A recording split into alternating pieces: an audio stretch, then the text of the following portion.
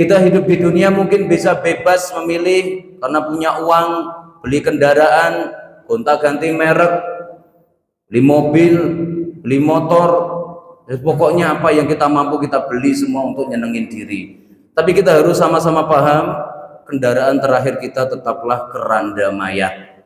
Ya, itu yang akan mengantarkan kita terakhir menginjakkan kaki di dunia dan melangkah menuju alam barzakh.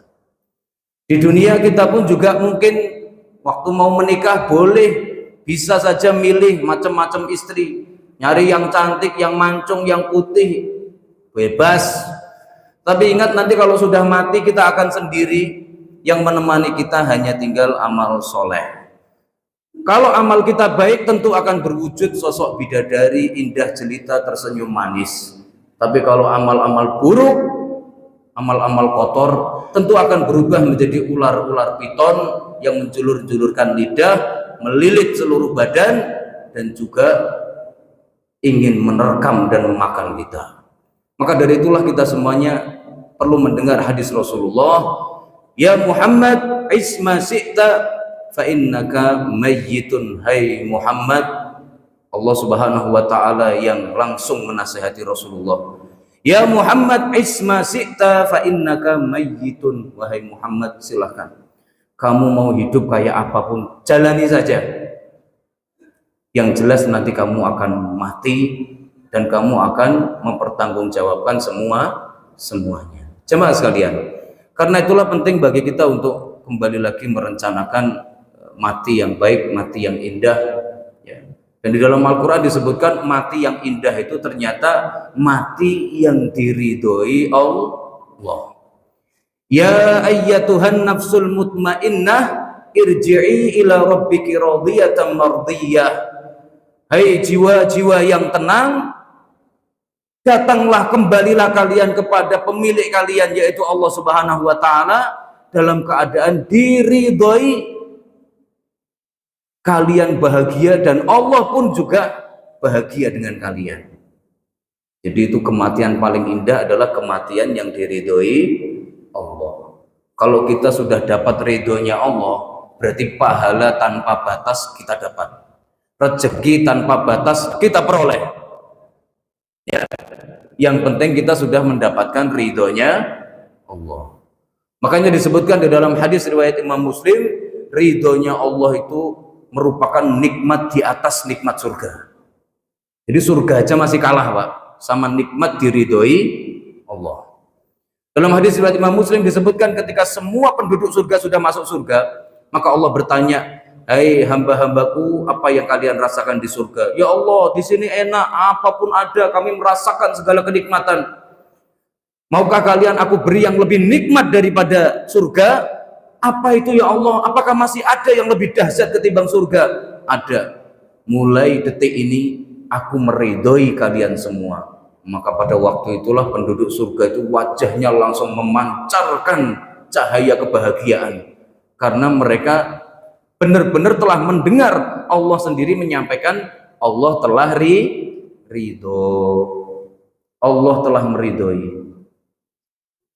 Makanya di dalam surat At-Taubah Allah Subhanahu wa taala berfirman, wa ridwanum minallahi akbar.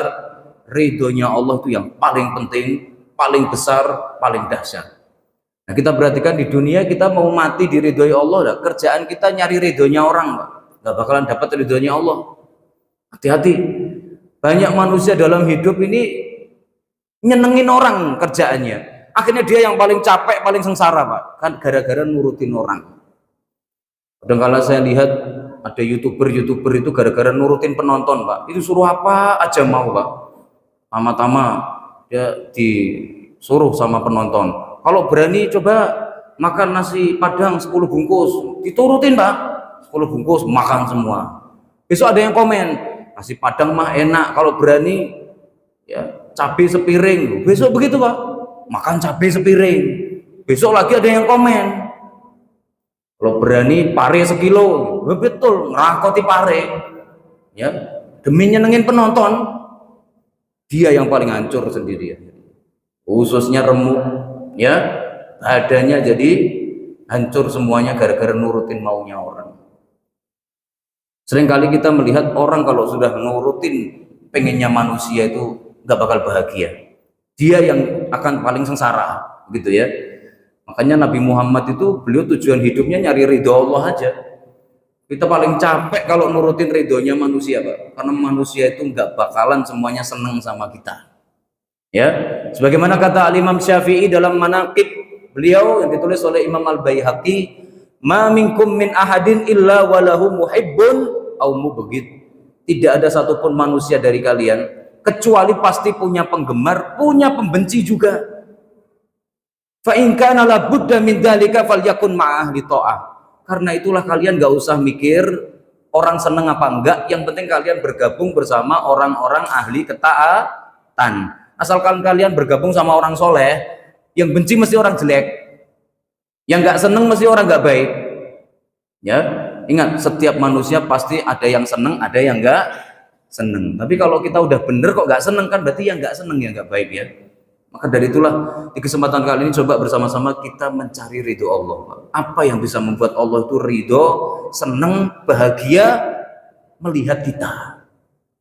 Apa yang membuat Allah itu merasa cocok dan Allah merasa benar-benar puas punya hamba seperti kita? Itu apa kira-kira yang membuat Allah bisa seperti itu? Ini yang penting yang harus kita lakukan. Banyak manusia sekali lagi hidupnya jadi lelah, capek karena nurutin ridhonya manusia, dan nggak ada habisnya. Ya, Michael Jackson itu Pak, orang kalau nonton mungkin barangkali wah, kalau sudah joget di panggung gitu kayaknya wah ini udah pasti orang paling bahagia begitu ya, bisa joget-joget gitu. Tahu matinya bagaimana terakhir? Dia itu terakhir nggak bisa tidur Pak, mau konser akbar terbesar di dunia, dia nggak bisa tidur 2 hari, nggak bisa tidur 3 hari. Akhirnya dia izin sama dokter pribadinya, saya mau minum obat tidur. Oh ya silakan, tapi dosisnya 1. Ternyata minum 1 nggak bisa tidur Pak. Ya, akhirnya dia minum 2 belum bisa tidur. Akhirnya dia izin, boleh nggak kalau 3? Nggak boleh. Kalau kamu minum 3 bisa tidur tapi nggak bisa melek. Ternyata dia nekat, daripada nggak bisa tidur nggak apa-apa. Betul, sampai sekarang nggak melek. Ya, nah ini semuanya kok bisa orang sekelas Michael Jackson demi nyenengin penonton itu Pak. Kadangkala walaupun udah capeknya kayak apa itu harus tetap di atas panggung itu ya joget-joget, nari-nari, dancing seperti itu, seakan-akan kayak nggak punya capek, padahal badan udah remuk semua itu Pak. Ya, jenengan kalau baca berita artis-artis Korea atau mungkin grup band Korea itu kayaknya kalau lagi tampil itu kayaknya energik dan pol-polan, padahal mereka kalau cerita di balik layar remuk semuanya Pak. Kadang satu hari dituntut joget itu sampai 18 jam sampai 23 jam, istirahat cuma 1 jam doang. Hidup sesusah itu Pak ya, padahal kita di rumah enak tidur capek tidur gitu ya. Bahagia banget kita jadi manusia ini, Masya Allah. Karena kita nyenengin diri sendiri Pak, nggak nyenengin orang. Nah, tapi kalau mau nyenengin orang ya harus mau begitu. Ya, saat kita berusaha nyenengin semua orang, disitulah kita akan jadi manusia paling sengsara. Karena manusia nggak ada habisnya kalau diturutin begitu ya. Makanya dikisahkan seorang laki-laki yang bernama Juha, dia bersama anaknya keluar dari rumah membawa seekor keledai. Pada waktu itu pertama-tama dinaikin berdua, ketemu sekelompok orang dikomentari, ini bapak sama anak apa nggak punya pikiran ya, keledai kecil cungkring kurus dinaikin berdua. Akhirnya dua-duanya dengar kalimat itu, ya kasihan juga ya, turun dua-duanya Pak, jalan kaki. Ya, orang lihat lagi komentar, nah kalau mau jalan kaki ngapain bawa keledai, taruh di rumah aja, ngapain dibawa? Iya ya bener juga, berarti harus ada yang naik ini dan gak dikomentari orang. Akhirnya bapaknya naik, anaknya suruh nuntun, komentari orang lagi Pak. Nah itu contoh bapak-bapak yang suka nelantarin anak tuh begitu itu potongannya. Anaknya suruh jalan, bapaknya bisa-bisanya dengan enak naik di atas keledai. Anaknya suruh naik, bapaknya turun yang bagian nuntun, ngelewatin sekelompok orang. dikomentari lagi, yaitu calon-calon anak durhaka. Malin kundang itu kecilnya begitu, kayaknya begitu ya.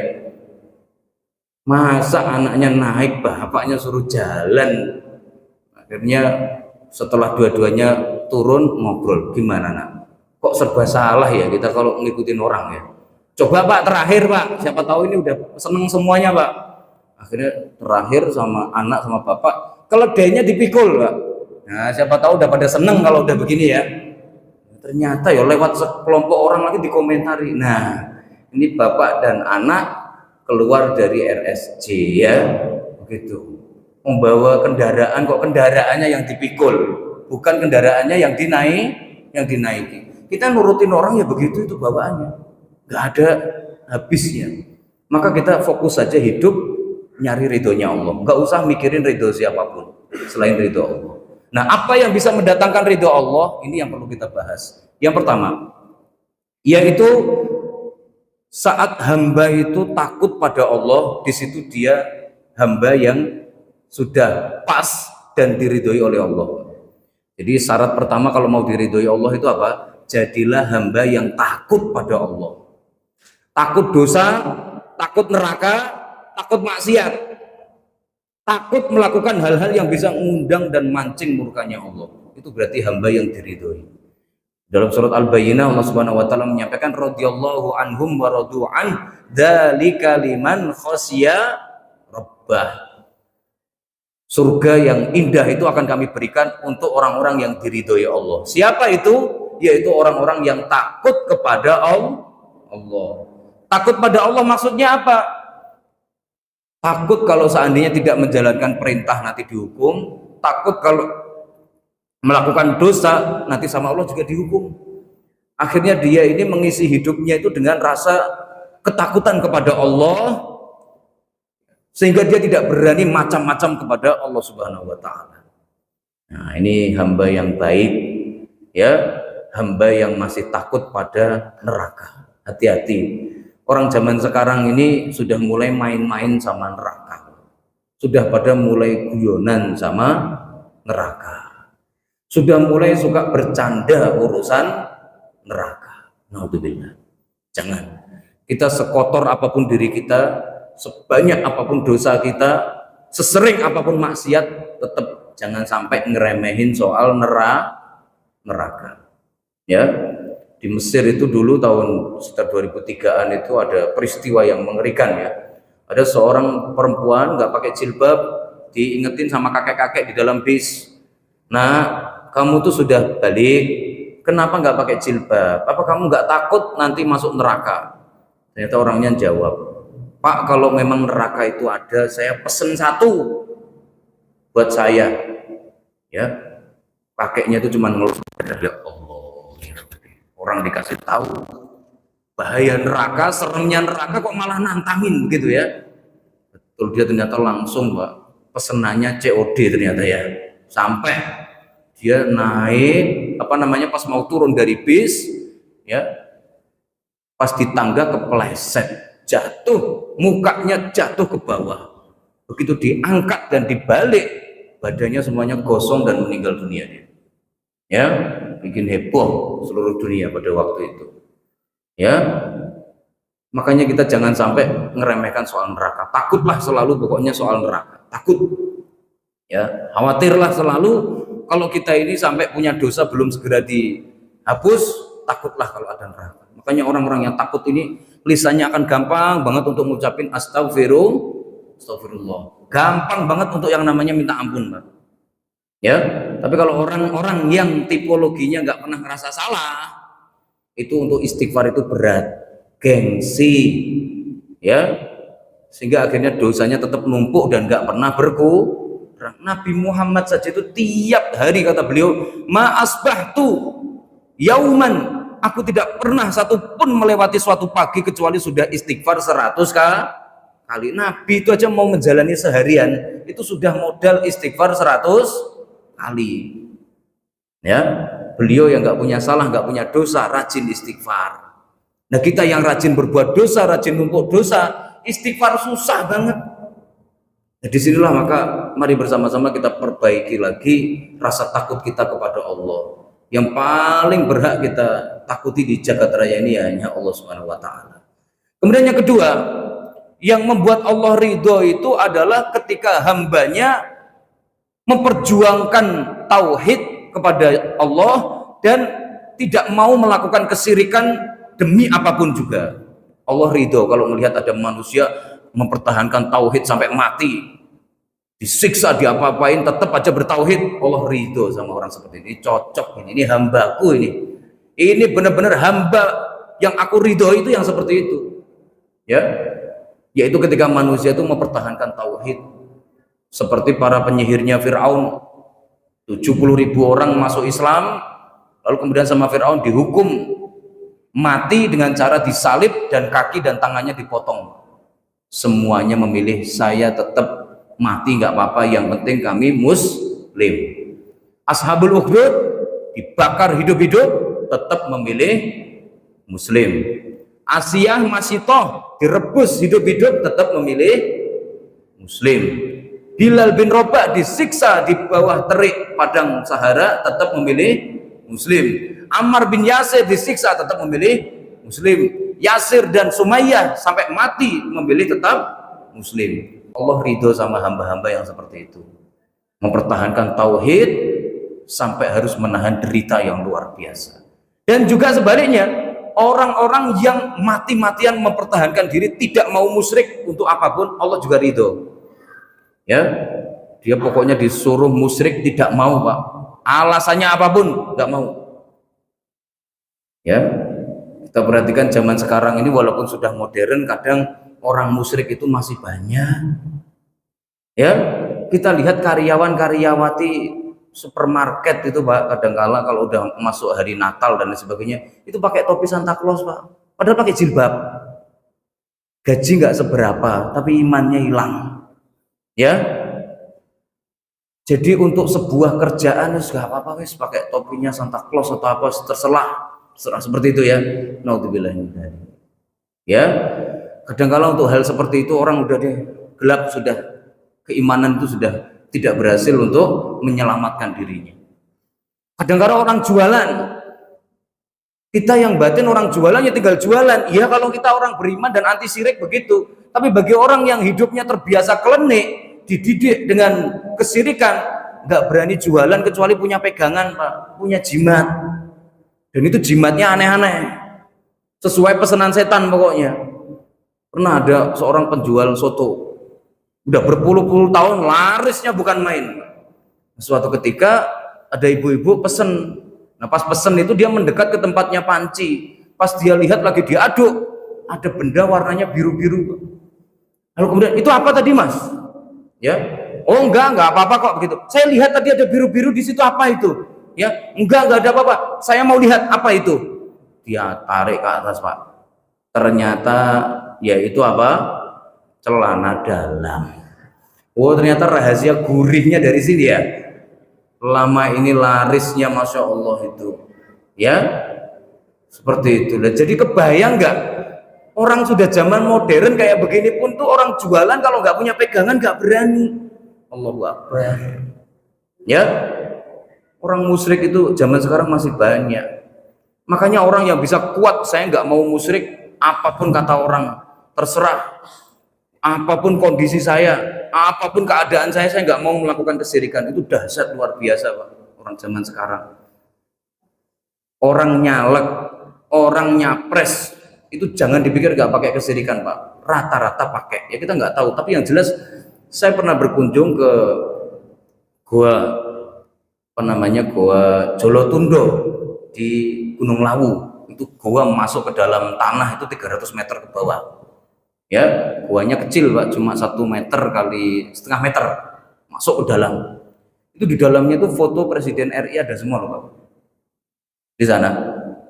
Itu tempatnya dukun-dukun ya, dari sejak ya zaman baratnya zaman Joyoboyo sampai hari ini tuh masih percaya itu tempat paling sakral untuk di Jawa Tengah, Gunung Lawu. Ya, Masya Allah, itu ternyata masih pakai.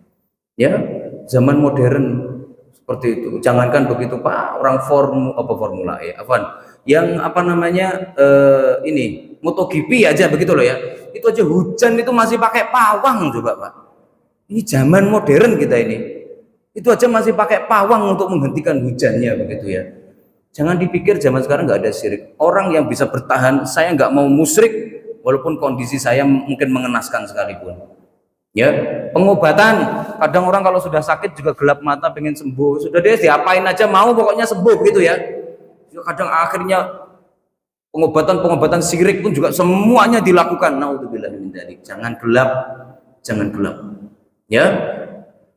Kadang kala kita melihat banyak hal seperti itu, Masya Allah. Maka kita berhati-hati sebisa mungkin jangan pernah melakukan kesyirikan, ya apapun, ya balasan dan juga keuntungannya jangan pernah melakukan kesyirikan. Naudzubillah min dzalik.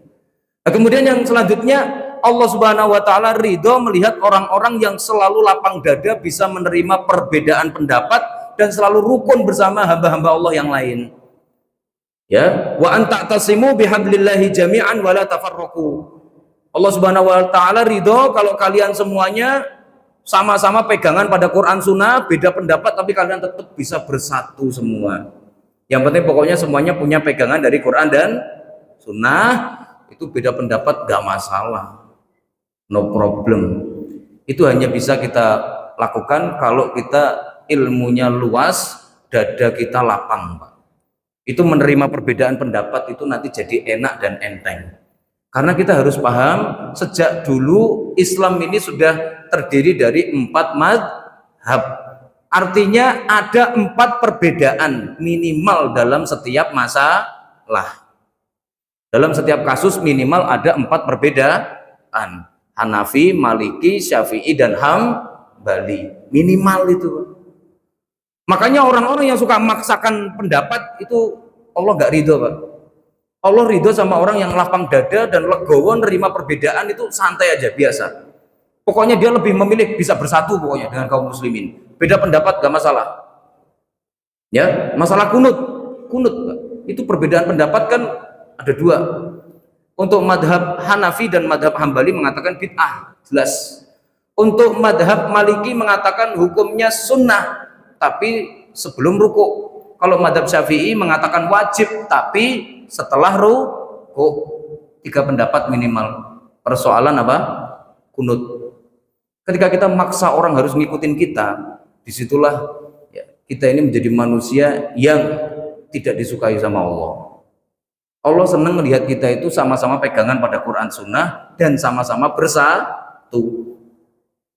Orang zaman sekarang ini cuma susah banget disatukan Pak ya. Hari raya aja tuh Masya Allah nemukan titik temunya aja susahnya bukan main Pak. Minimal orang Indonesia madhabnya 3 kalau hari raya. Ada yang ikut Saudi, ada yang ikut pemerintah, ada juga yang ikut sakar PDW ya.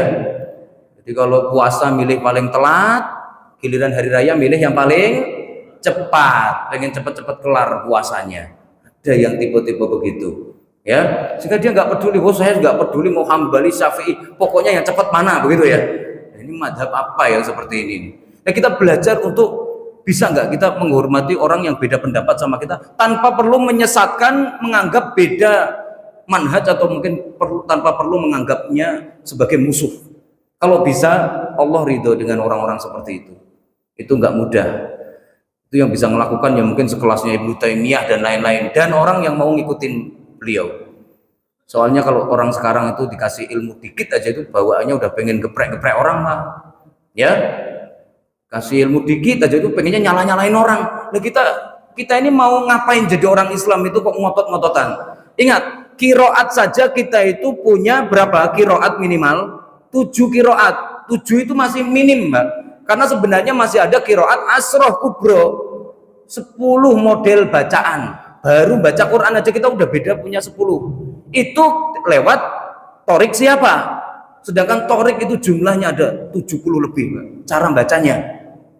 Jadi untuk bacaannya sama cara bacanya itu ternyata bedanya sampai sebanyak itu. Oh, baca Quran berarti sebanyak itu? Iya. Jenengan pergi ke Zimbabwe diimamin orang pakai riwayat Yakub. Ya. Alhamdulillahirabbil alamin. Ar-Rahmanir Rahim, Maliki Yaumiddin, Iyyaka na'budu wa iyyaka nasta'in, Ihdinas siratal mustaqim, siratal ladzina an'amta 'alaihim ghairil maghdubi 'alaihim waladdallin. Gimana ini ya? Kalau dipakai di sini saya yakin itu imamnya lulusan pondok mana itu, begitu ya? Ngajarin ilmu sesat begitu ya. Nah, kita baru qiraat aja beda, Pak. Madhab lebih beda lagi. Ya. Seperti itu, dan perbedaan itu sudah sejak dulu.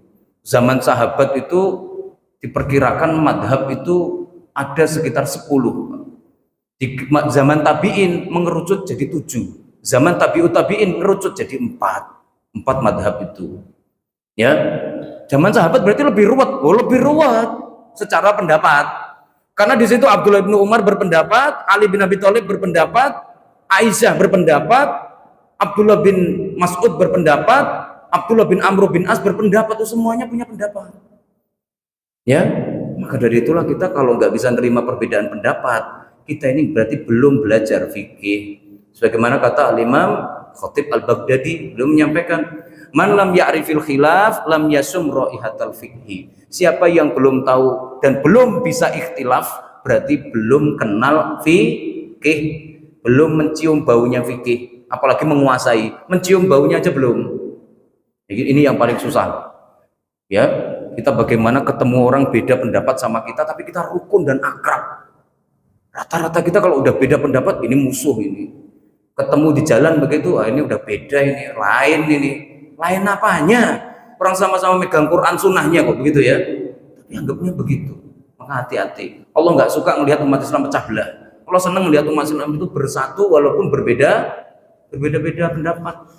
Ya.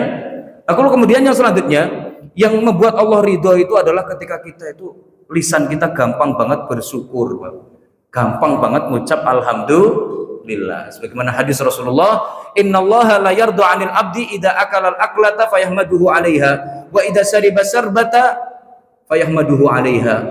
Allah Subhanahu wa taala ridho kalau manusia itu makan sesuatu lalu memuji Allah, dan dia minum sesuatu lalu memuji Allah. Allah ridho sama orang yang dikit-dikit alhamdulillah, alhamdulillah, makan alhamdulillah, minum alhamdulillah. Cara mencari ridho Allah. Dan Allah paling nggak suka kalau sampai orang sudah makan, sudah minum, tapi ya malah mencela-cela makanan. Ya, minum nggak seger sama sekali begitu ya. Udah minum padahal Pak, itu masih komen. Ya, udah makan begitu komentar gitu, asin, masya Allah begitu ya, udah makan gitu padahal muji Allahnya berat banget lisannya Pak, nggak pernah merasa berhutang budi besar pada Allah sehingga ngucapin alhamdulillah itu susah. Maka orang-orang yang dikit-dikit gampang alhamdulillah, punya HP jelek-jelek alhamdulillah, punya rumah jelek-jelek alhamdulillah, pokoknya gampang-gampangin aja alhamdulillah. Nanti Allah ridho, kalau Allah ridho kamu akan dibuat ridho sama Allah. Wala saufa yu'tika rabbuka fatardo. Kalau Allah sudah ridho, kamu akan dikasih banyak hal sehingga kamu yang akan ganti, kamu yang akan bahagia nanti. Tapi pertama-tama buat dulu Allah bahagia sama kamu. Sebagai hamba pantasnya ngucapin alhamdulillah dikit-dikit. Dikit-dikit muji Allah. Orang kita itu 100% ketergantungannya kepada Allah. Ya, kita sebagai hamba ini sekujur tubuh kita ini milik Allah. Tapi sayang sekali kadang tidak begitu peka untuk bersyukur kepada Allah. Maka orang yang gampang bersyukur, Allah ridho pada orang seperti itu. Kemudian yang selanjutnya, orang yang diridhoi Allah itu adalah orang-orang yang banyak-banyak berzikir dalam hari-harinya. Ala ukhbirukum bi azka a'malikum wa ardahu inda rabbikum. Maka kalian aku beritahu amal kalian yang paling bersih, paling baik dan paling membuat Allah ridho itu apa? Amal kalian, yaitu dzikrullah, yaitu saat kalian semuanya mengagungkan, memuji-muji, dan juga saat kalian semuanya apa? Mentakdimkan Allah Subhanahu wa taala. Kata Imam Nawawi minimal orang Islam itu 5 Pak. Minimal 5 dzikirnya ya. Yang pertama setelah sholat 5 waktu, Tuh, ini pahalanya udah pol-polan gedenya dan banyaknya. Maka jangan ditinggalkan lah kalau bisa. Bahkan kalau perlu kita cepet-cepet pun sambil jalan dibaca aja nggak apa-apa, Pak. Ya, karena pahalanya terlalu besar. Sayang kalau sampai kita lewatkan.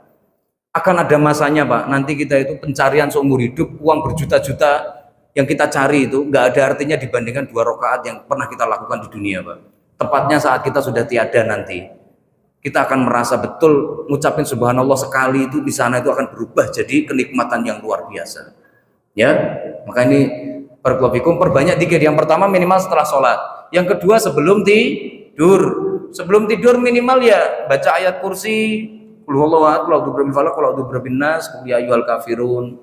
Kalau sanggup lagi baru bismika Allahumma wa ahya wa amut atau bismika Allahumma amutu wa ahya, silahkan. Lalu kemudian zikir setelah bangun tidur, yaitu sebelum sholat subuh, istighfar yang banyak. Lalu zikir pagi sama zikir petang. Ini ya 5 zikir yang harus dijadikan rutinitas setiap muslim.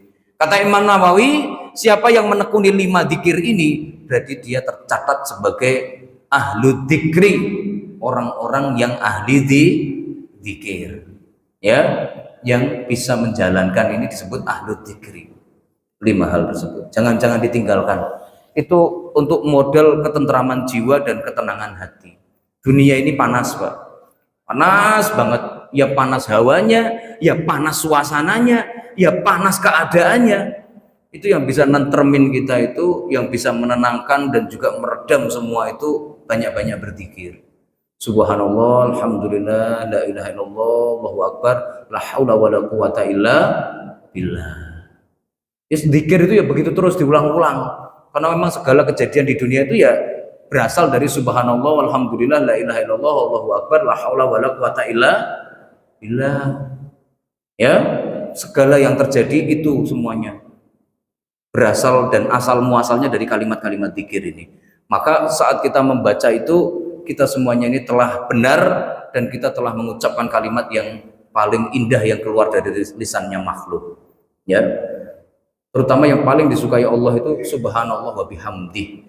Inna min ahabbil kalami ilallahi subhanallah wa bihamdih. Kalimat yang paling disukai Allah yang keluar dari lisan kalian itu ucapan subhanallah wa bihamdih. Ya. Kemudian yang selanjutnya yang membuat Allah Subhanahu wa taala ridho itu selanjutnya adalah siwak, sikat gigi, Pak. Allah senang banget melihat manusia-manusia yang giginya bersih, kinclong. Sebagaimana hadis Rasulullah, tasawwaku fa innahu mardatun lirrabb wa matyabatun lil fam. Siwaklah kalian karena sesungguhnya siwak itu akan membuat Allah ridho pada kalian dan akan membuat ya mulut kalian lebih segar nantinya. Ya, jadi Allah senang melihat orang siwak. Makanya Nabi Muhammad itu kemana-mana selalu bawa siwak. Beliau setiap hari siwaknya berkali-kali. Minimal sebelum sholat 5 waktu siwak, ketika berwudu siwak, bangun tidur siwak, mau masuk rumah siwak, mau baca Quran siwak. Jadi beliau siwak terus. Cuman siwaknya ya benar-benar harus pakai akarnya kayu arok gitu, Pak, ya. Yang siwak itu beneran. Itu kalau dipakai terus-terusan nggak akan melukai gigi, Pak. Karena seratnya sangat-sangat lembut dan justru sehat buat gigi kita makin bagus. Kalau jenengan pakai sikat gigi ya babak belur mulutnya ya. Orang seratnya kasar, dia plastik ya. Makin sering sikat gigi ya sariawan malahan begitu ya. Tapi kalau pakai siwak enggak. Maka dari itu usahakan kalau memang ada kesempatan atau ada kemampuan, cari kayu siwak yang masih seger, beli, potong kecil-kecil, dipakai untuk sering-sering bersiwak. Ya, insya Allah Allah ridho. Nanti kalau Allah sudah ridho, Allah akan berikan banyak hal pada kita yang membuat kita pun ikutan ridho nantinya. Ya, pokoknya rumusnya kalau pengen bahagia, bahagiakan Allah. Pengen hidupmu ridho, maksudnya pengen kamu meridhoi hidupmu, bahagia dengan hidupmu, buat Allah ridho. Nanti pasti akan menular pada kehidupan kita.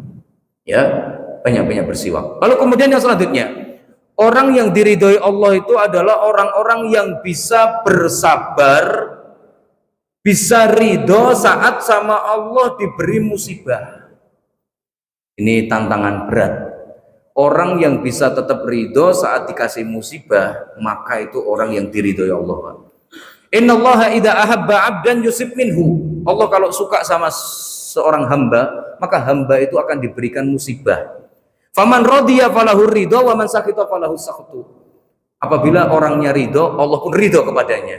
Kalau orangnya murka, Allah murka juga padanya. Kadangkala kita ini kalau kena musibah atau apa tuh ridhonya susah, Pak.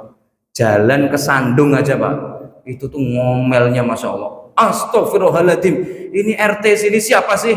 Ya, RW-nya siapa ini? Ada jalan rusak kayak begini nih, ya. Ini kemarin yang bagian bangun konstruksinya siapa ini? Ini harus digugat di pengadilan. Cuman ke Sandung aja loh, Pak, ngomelnya Masya Allah. Ya, padahal itu sebenarnya itu astagfirullah gitu aja loh. Karena kita itu kalau udah kesandung itu pertanda ada dosa yang belum kehapus.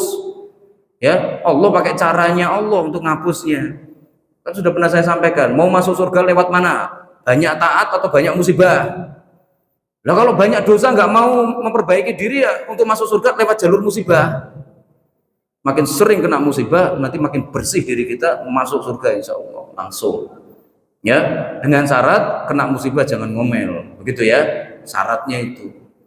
Orang zaman sekarang ini Masya Allah, ya, kena musibah itu paling nggak kuat, ya, paling nggak betah untuk diam, seperti itu ya.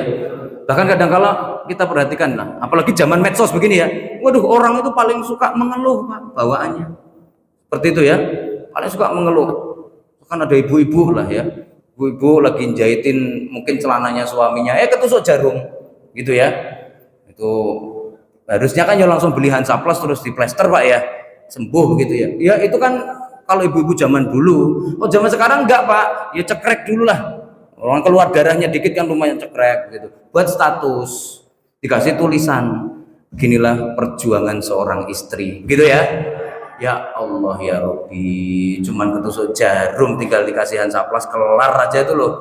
Itu pakai ngeluh ke seluruh dunia dulu, Pak, biar semuanya tahu dulu.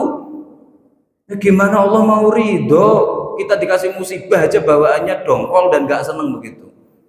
Goreng tahu karena sambil nyetrika gosong, yang bawah hitam atasnya masih putih begitu ya. Ya itu kan ya solusinya pokoknya tinggal dibalik, insya Allah nggak kebablasan begitu ya. Ini kan zaman medsos begitu ya, foto dulu cekrek, Pak, ya, buat status. Tidak mudah menjadi wanita begitu ya. Allahu Akbar, ya, tahu gosong aja bawa-bawa wanita segala ya, tahu gosong balik biar gak bablas sekalian hitam semua. Ini memang zaman begitu, makanya kebutuhan kita itu zaman sekarang kan nambah. Kalau zaman dulu sandang pangan papan, sekarang kan nambah sandang pangan papan colokan ya. Manusia zaman sekarang nggak ada colokan, stres ya, bingung dan puyeng begitu ya. Coba pergi ke sebuah tempat, waduh baterai mau habis, nggak ada colokan, itu paling puyeng gitu. Nah, itu hati-hati sama seperti itu. Perhatianlah ridho, belajarlah jadi hamba itu yang bisa nerima. Kalau salah itu langsung cepat menyadari diri. Dulu para salaf itu, Pak, mereka pulang dari sebuah tempat sampai rumah kok istrinya ngomel, Pak, langsung sadar ini mesti ada dosa ini. Gak mungkin istri saya kok tiba-tiba ngomel-ngomel seperti ini kecuali saya ada dosa. Ya, seperti itu. Jadi langsung insaf seketika, langsung istighfar. Bukan hanya itu, bahkan motor mogok, ya kendaraan mogok saja, mereka itu langsung insaf, Pak. Astagfirullah, ini ada dosa mesti yang saya kerjakan. Itu salafus soleh kita begitu. Kesandung langsung teringat ini mesti ada dosa yang nggak saya sadari. Begitu, bukan malah nyalahin tadi RT RW dan enggak seperti itu. Ya. Nah, kemudian yang terakhir yaitu yang bisa datangkan ridho Allah itu adalah ridhonya orang tua. Kalau kita berhasil bikin orang tua bahagia, kita diridhoi Allah. Ya, berhasil membuat membuat orang tua seneng sama kita sebagai anak, kita berarti diridhoi Allah. Subhanallah, ya. Kita hari ini hidup di zaman ketika banyak anak yang gak beban musuhan sama orang tua. Bahkan banyak anak yang berani blokir nomornya orang tua, Pak. Itu ngeri. Saya punya teman begitu bilang, "Ustaz, tolong nasihatin anak saya." Loh, kan anak antum yang paling berhak, antum mau mentung, mau mukul aja sah secara syar'i. Bukan gitu, saya mau nasihatin gimana, nomor saya diblokir katanya begitu. Allahu Akbar. Pulsa minta nomor diblokir, begitu ya. Keterlaluan. Ya. Makanya ini penting bagi kita. Kadang-kala Masya Allah. Makanya anak itu dalam Al-Quran ada 4 macam, Mbak. Kira-kira kita masuk yang mana? Yang bikin senang orang tua apa enggak? Yang pertama ada anak yang tipologinya yaitu sebagai fitnah, ujian dan musibah buat hidup kita, Pak. Jadi punya anak dia itu bawaannya susah terus, Pak, jadi orang tua.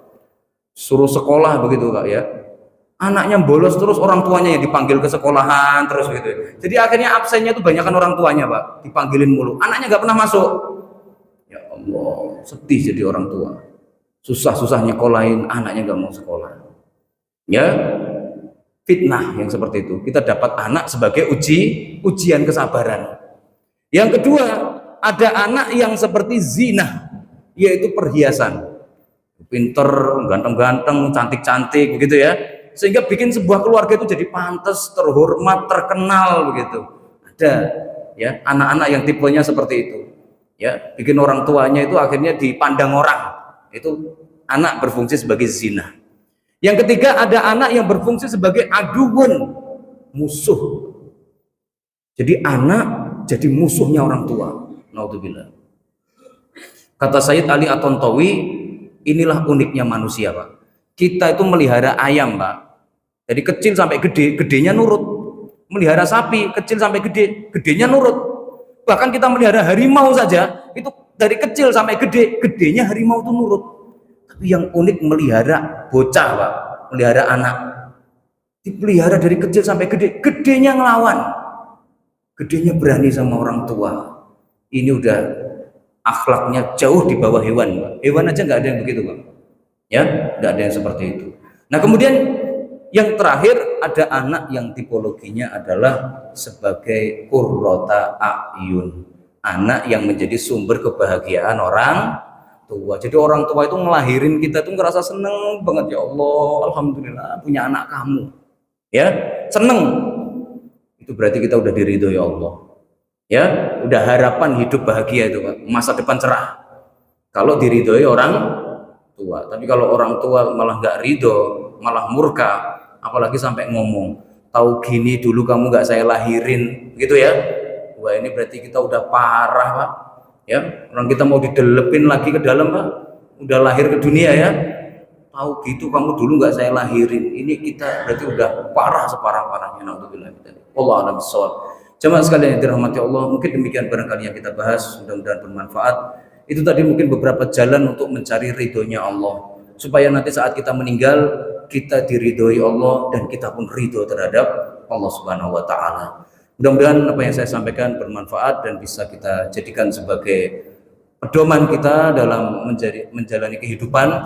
Tidak ada yang lebih penting untuk dicari-cari dalam hidup ini kecuali ridhonya Allah Subhanahu wa taala. Jazakumullahu khairan wa baraka fikum. Akhiru da'wana alhamdulillahirabbil alamin. Assalamualaikum warahmatullahi wabarakatuh.